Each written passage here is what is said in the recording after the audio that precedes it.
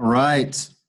So first things first, we will have a quiz tomorrow, okay? And you could expect to be asked something about, either just the nature of series themselves from this first section. I could ask you something about geometric series. I could ask you something about telescoping series. Of course, sequences are kind of run a common thread that run through all of those topics, right? Sequences could show up in the context of the sequence of partial sums also, okay? So just make sure you've kind of shored up your thinking on some of those matters. I won't ask you anything about the integral test or the nth term test or the direct comparison or limit comparison tests yet. Those have been fairly recent developments. Okay, any questions on that? Questions? Any general questions?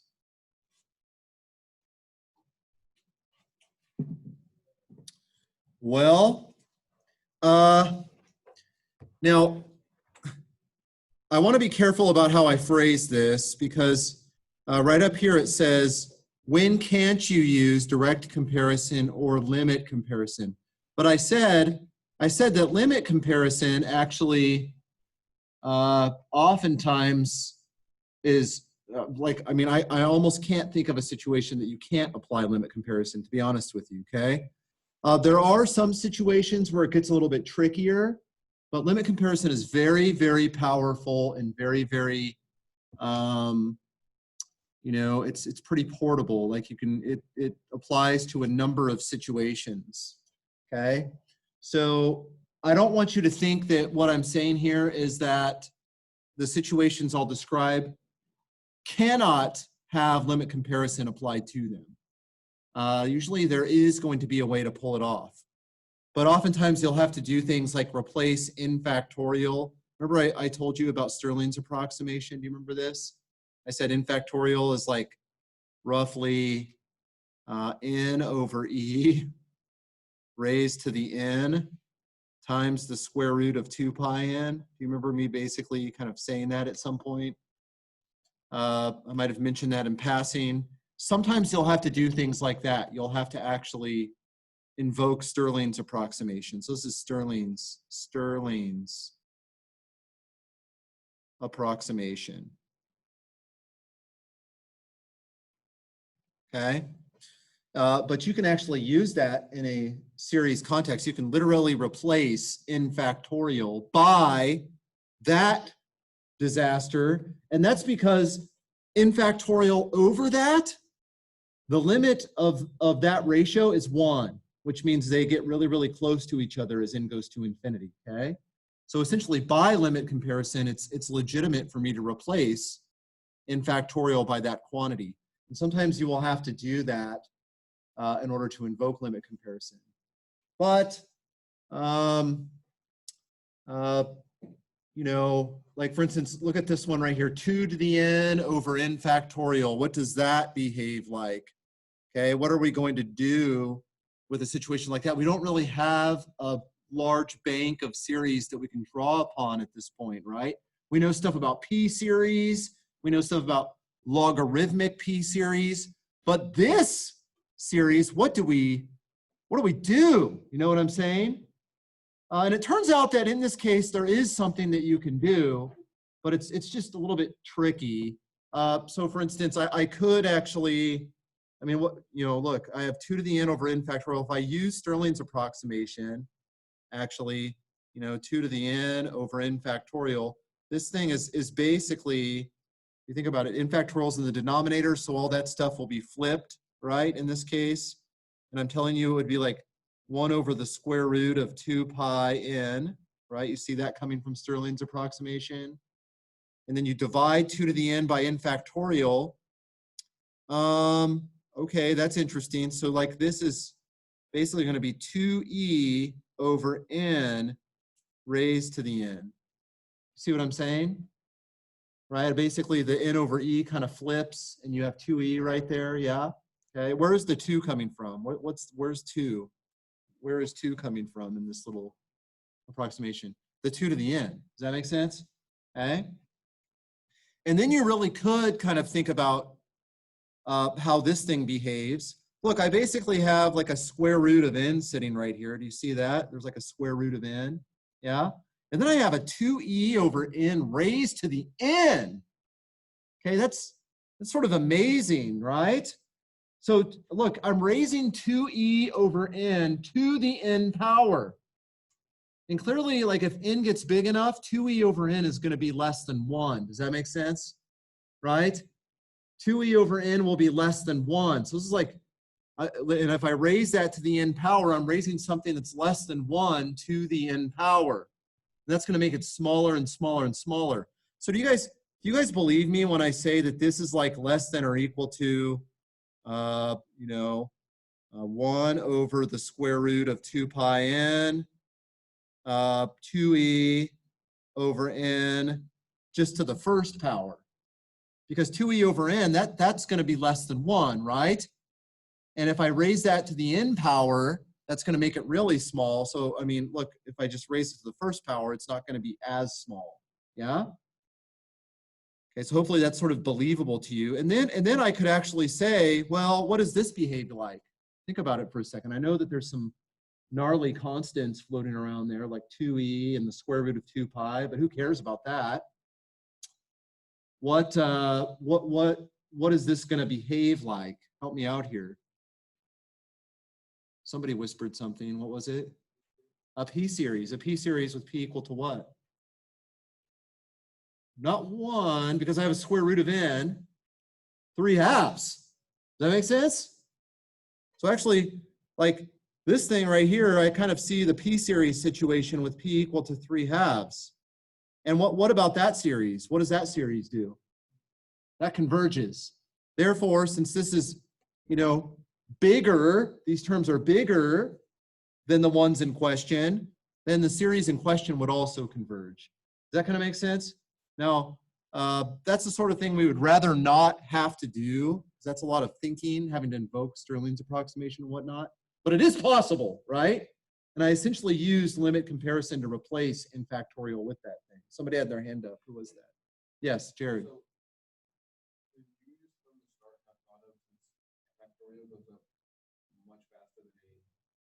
Than an exponential?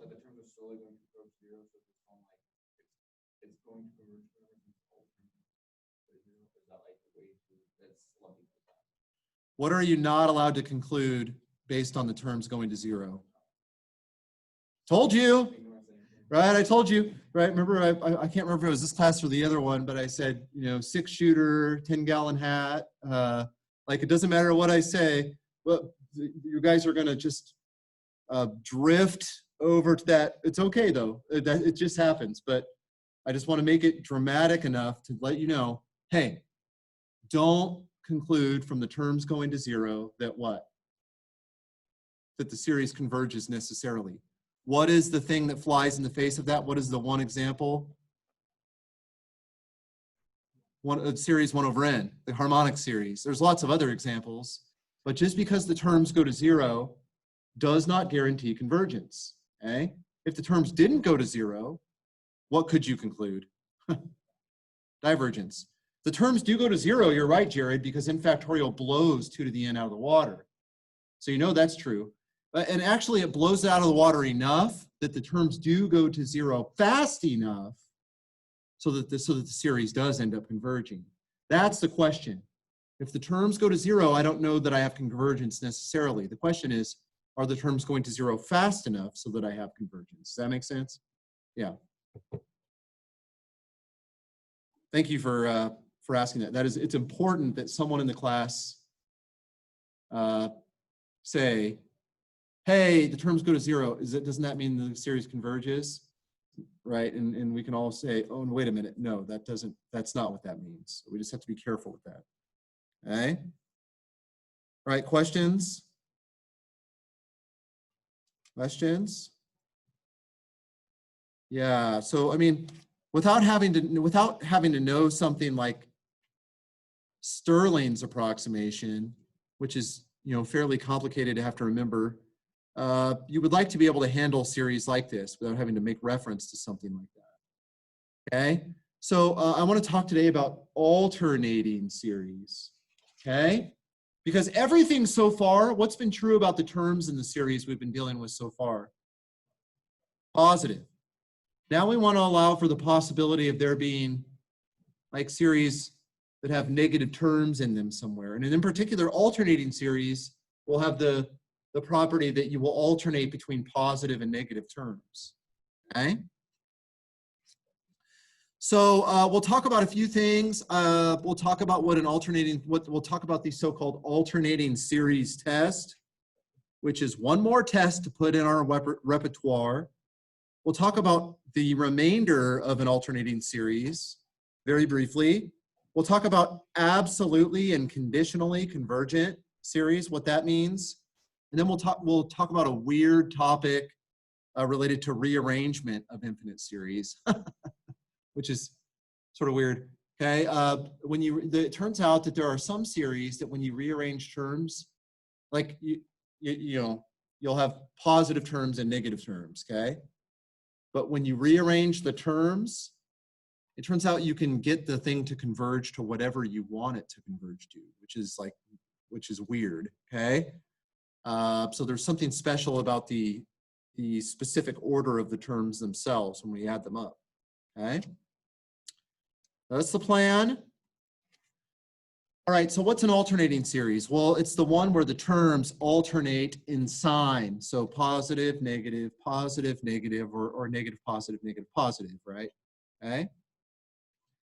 So here's the form of an alternating series. Now I think of, just to make this convenient, I'm thinking of the ANs as still being positive, okay?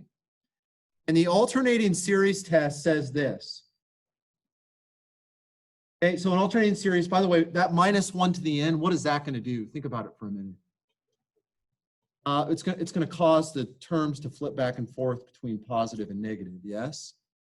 So in the first case, for instance, what would I have? It would be, okay, if I take n equal to 1, it's like minus a1 plus a2 minus a3 plus, etc.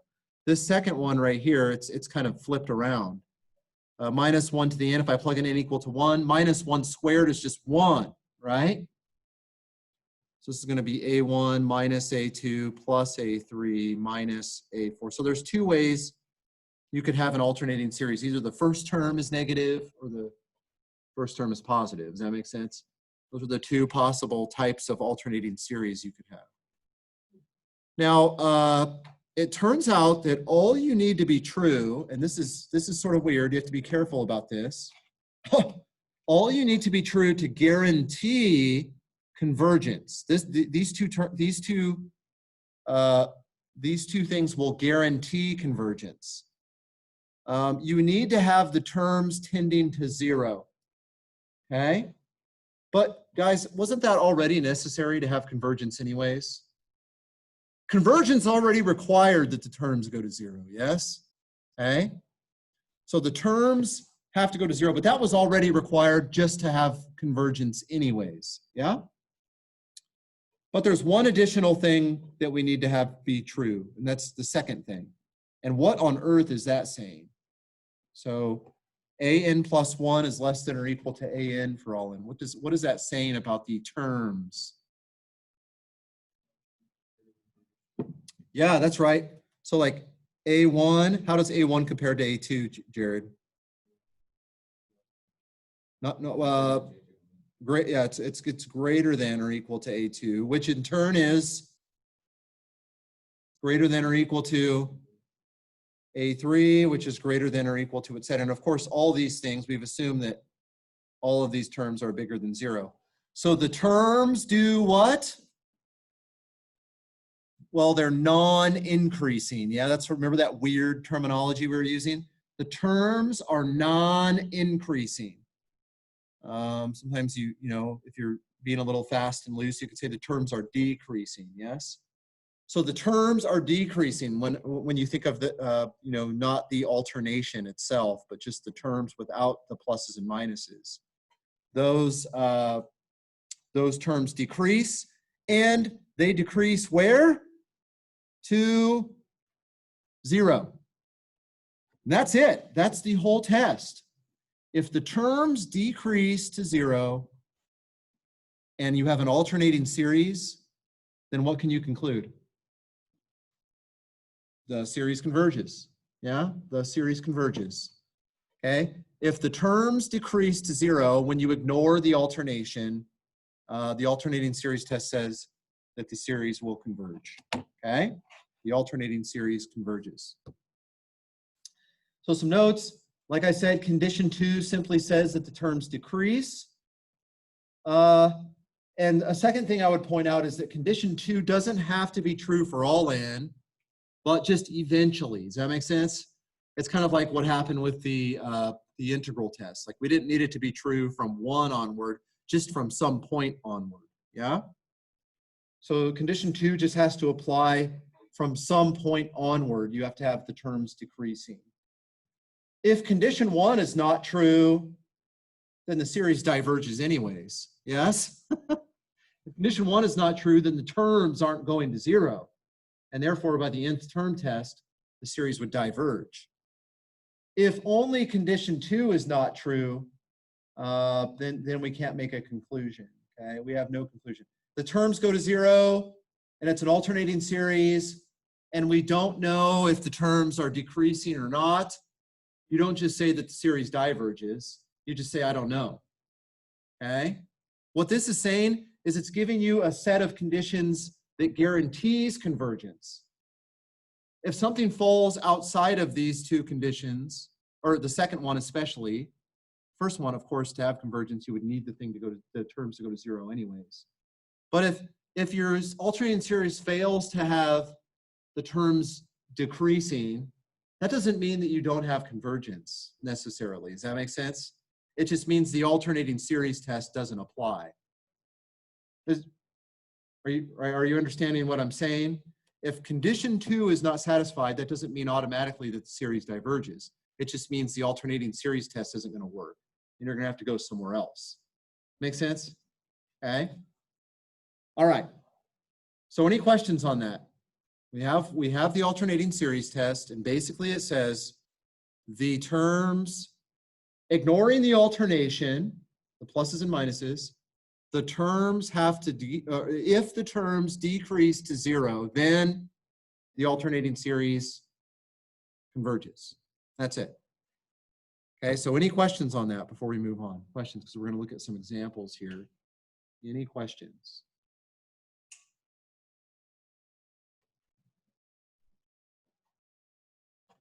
Okay. All right. Moving on. Oh, I put this in here for someone that asked. I think it was Josh Stevens in the second class asked about the harmonic series. It turns out it does show up in a musical context. That's kind of why it's called the harmonic series. Okay. And here's a little YouTube video. I put it in the slides. You could go watch that if you want. It's a cool little. A cool place where the harmonic series shows up. Okay. Okay. Well, let's do an example on this. So again, here let me actually share this, and we'll. So let's see. Share. Let's do this on the whiteboard here. Okay. So what about this example? Let's see. What about this one? Sum. Okay. Does it really matter? Okay, guys, I just want to make sure that this is clear, okay? Does it really matter where n starts? As long as, okay, so sometimes I'm going to just stop writing it down, okay? Most of these, we're not going to know what the sum is anyways. We're just wanting convergence or divergence, so I may not write n going from somewhere to somewhere else, okay? Now, in the cases where I can find the sum, like geometric and telescoping, it really matters where n starts. I need to like keep track of stuff very carefully. But for a lot of these, we're not going to be able to do that anyways, okay? So minus 1 to the n plus 1, n times n over 2n minus 1. Okay, what do you think about that? I want to give you just a couple minutes to think about this with someone nearby. So think about this one in the context of being an alternating series. Clearly this is an alternating series, right? Because I have the minus 1 to the n plus 1 that's flipping signs every other n. But think about this with someone next to you, and let's reconvene in a couple minutes. Here. So what are you guys thinking? Does this thing converge, diverge? What's going on? Yeah, this thing diverges. One thing that you might notice is that, like, you know, forget about the alternation, right? Forget about the alternation. You just look at the stuff that isn't alternating, like n and 2n plus 1. So what is n, what does n over 2n minus 1, what does that go to? Yeah, that goes to 1/2. So what that means is, eventually, like this guy behaves like, series minus 1 to the n plus 1, and I might as well just replace n over 2n minus 1 by 1/2. And think about that. If you take partial sums, I don't know, let's just pretend that n was starting at 1 and going to infinity. If I take partial sums, I mean, if I write this out, what would I have? It would be like 1/2 minus 1/2, plus 1/2 minus 1/2, plus 1/2 minus 1/2. And remember, you have to think in terms of partial sums, yes? So like, what's S1? What's S1 in this case? Yeah, here's S1. S1 is equal to 1/2. What's S2? S2 is 0. What's S3? Okay. S3 is equal to 1/2. Are you seeing a pattern here? What's it going to flop between every single time? Yeah, S sub odd, 1, 3, 5, etc. S sub any odd, the partial sum is going to be equal to what? If I add up an odd number of these terms, I'm going to end up with 1/2. And what is S? What is the partial sum for any even index? 0. So does the limit of the sequence of partial sums exist? Is the partial sums going somewhere? No. The problem is the terms aren't going to 0, yes? So the point here is that the limit as n goes to infinity of Sn does not exist, okay? And so like the nth term test tells us that this thing diverges, right? So in fact, series diverges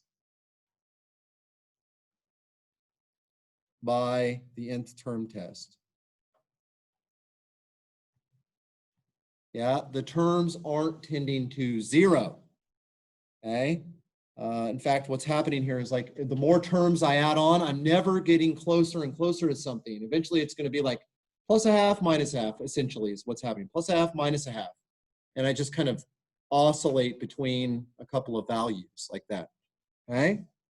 Okay, any questions on that? Questions? Okay. So this series is going to diverge by the nth term test, okay? Let's do another one here. How about this? Sum of minus 1 to the n plus 1,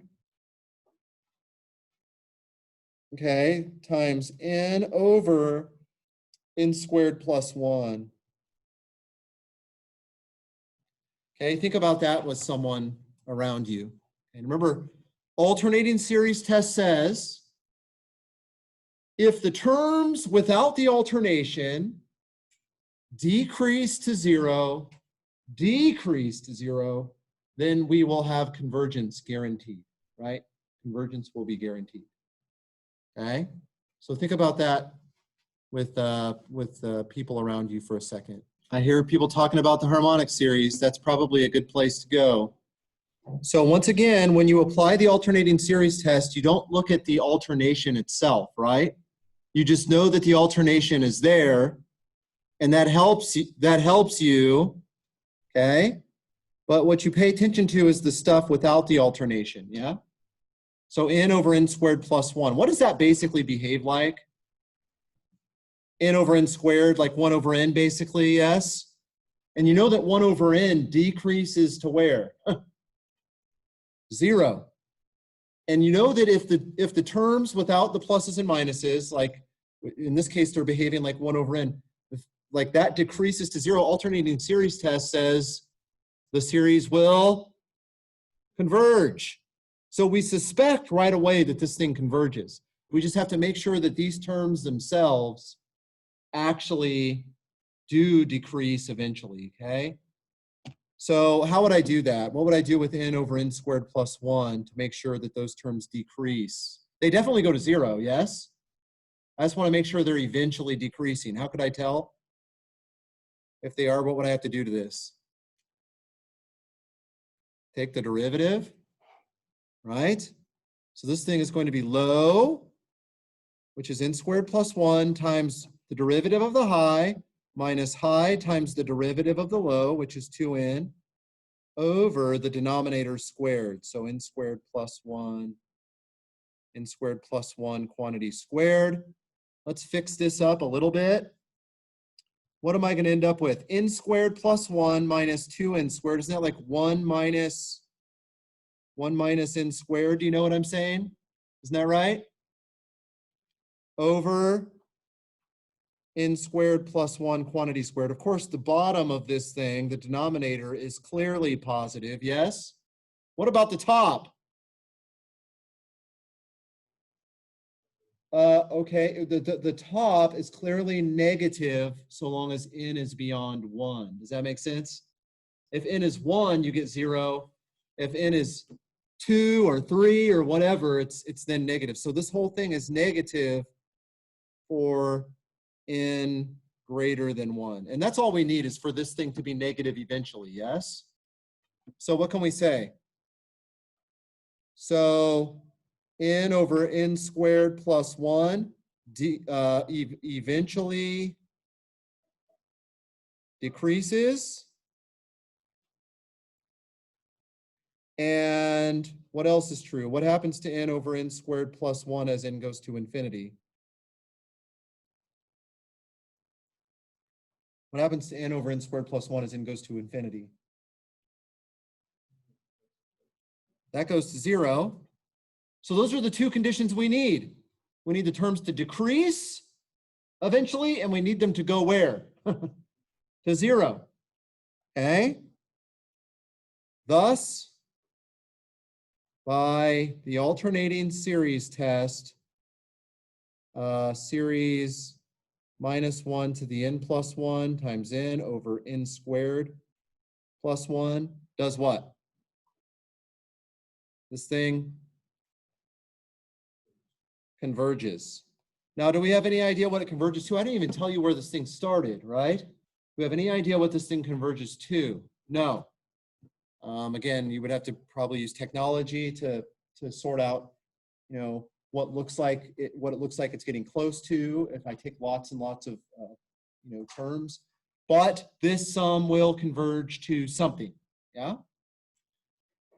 Does that make sense? That's how you apply the alternating series test. Yes, Maria.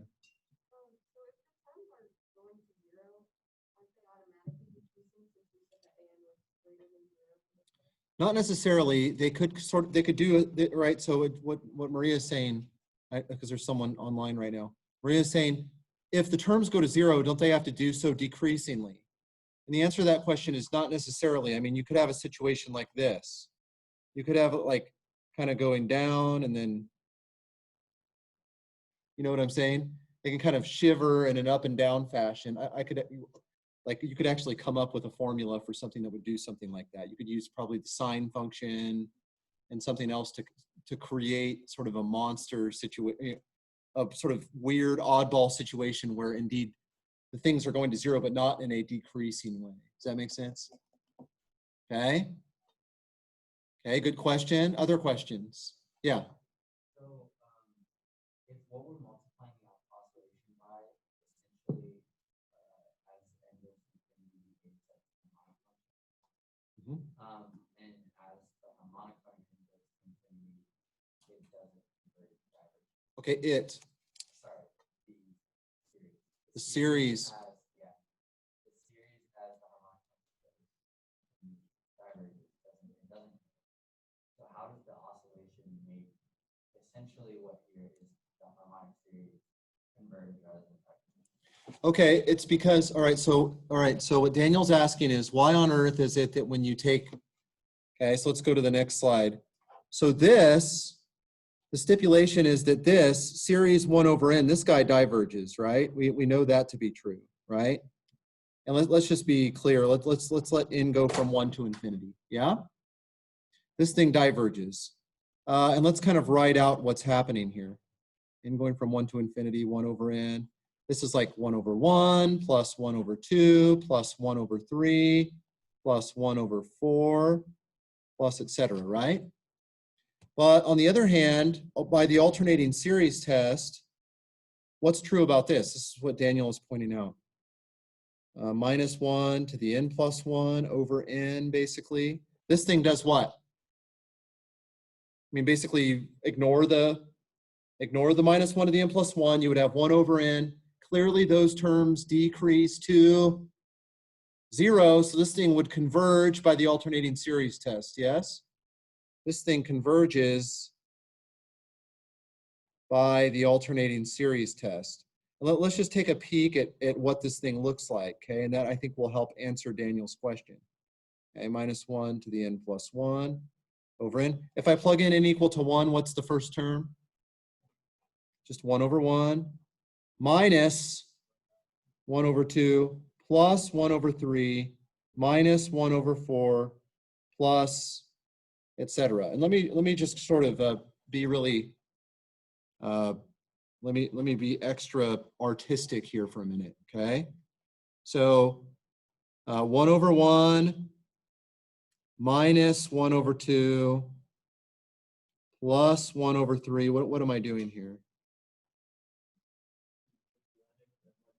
Yeah, that's exactly right. Yeah. So all the negative terms I'm writing in blue, or sorry, all the positive terms I'm writing in blue, all the negative terms I'm writing in red, okay? So in essence, what's happening here, Daniel, is what?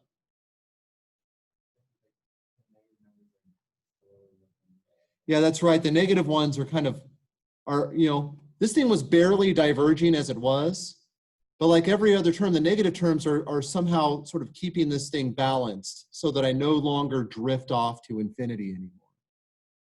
Okay, which is sort of interesting, wouldn't you say? I think that's pretty interesting.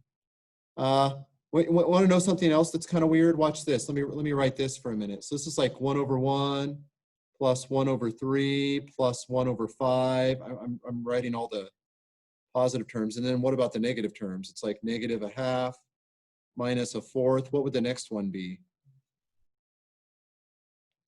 Watch this. This is even stranger, okay? Watch, this is like 1 over 1 plus 1 over 3 plus 1 over 5 plus etc. Look, can't I factor out 2, like 1/2 from all of the other ones? So watch, I could like subtract off a half, and what's left behind? Like if I subtract off, or if I pull out 1/2, the first term I leave a 1 behind, right? What about the next term? That's a half because of 1/4. What about the next one? A third. Okay, so something interesting is going on because it looks like the red terms I'm essentially subtracting off like half the harmonic series. Does that make sense? But of course the harmonic series adds up to what? Infinity, yes? Right? And so what has to be true about the blue terms if I add those together? The odd The odd terms, what has to be true about those for those things to balance? Because basically, the subtracted terms is like half the harmonic series, which is infinite, yes? But then the blue terms that I'm adding in as positive, what has to be true about those guys by themselves in order to balance out the subtracted terms? What has to be true about 1 plus a third plus a fifth, etc., to balance out the subtracted off infinitude that we have going on here in order for those to balance to give us convergence? What's that? Yeah, that would have to add up to infinity also. Isn't that weird? Yeah? Yeah, but in this case, I mean, yes, like a completed infinity, but how do we actually look at convergence always? Like we actually go out one term at a time. Does that make sense? So what's happening is they're kind of keeping things balanced as you go. But kind of staring at this thing on the back end, knowing that it converges, you know that 1 plus a third plus a fifth plus a seventh, etc., even that has to add up to infinity. Okay? And of course, the other thing we already knew was going to add up to infinity, the minus 1/2 times the harmonic series.